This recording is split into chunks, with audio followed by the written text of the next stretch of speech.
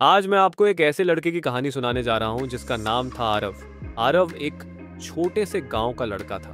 उसकी दुनिया उसके गांव तक ही सीमित थी। पिता एक किसान थे और माँ गृहिणी। स्कूल जाते समय वो हमेशा अपने मन में एक बात दोहराता, हम जैसे लोगों के बस की बात नहीं है कुछ बड़ा करना। गांव के ज्यादातर लोग यही सोचते थे, सरकारी नौकरी मिल जाए बस जिंदगी कट जाएगी। आरव भी इसी सोच के साथ बड़ा हो रहा था। एक दिन गांव में एक व्यक्ति आया, विवेक सर। वो एक एनजीओ से जुड़े थे और बच्चों को फ्री में कोचिंग देते थे। उन्होंने जब आरव की आंखों में झांका तो उन्हें कुछ अलग नजर आया। उन्होंने पूछा, तुम क्या बनना चाहते हो आरव? आरव ने कहा, सर कुछ भी, बस नौकरी मिल जाए। विवेक सर मुस्कुराए और बोले, सोच को ऊपर उठाओ बेटा, जिंदगी में कुछ बड़ा करना है तो सोच बदलनी पड़ेगी।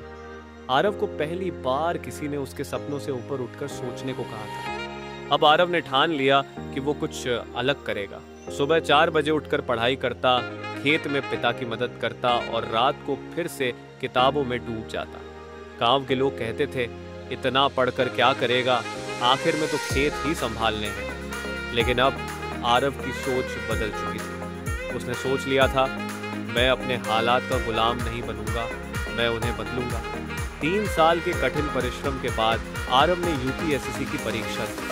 पहले प्रयास में ही इंटरव्यू तक पहुंच गया, लेकिन सिलेक्शन नहीं हुआ। घर वालों और गांव के लोगों ने कहा, अब छोड़ दे बेटा, बहुत कर लिया। लेकिन आरव जानता था, अब पीछे नहीं हटना है। जो सोच बदल चुका है वो कभी हार नहीं मानता। दूसरे प्रयास में उसने फिर से तैयारी की, लेकिन इस बार सिर्फ किताबें नहीं, खुद पर भरोसा भी उसकी ताकत है। और जब रिजल्ट आया, आरव ने ऑल इंडिया रैंक 17 हासिल की थी।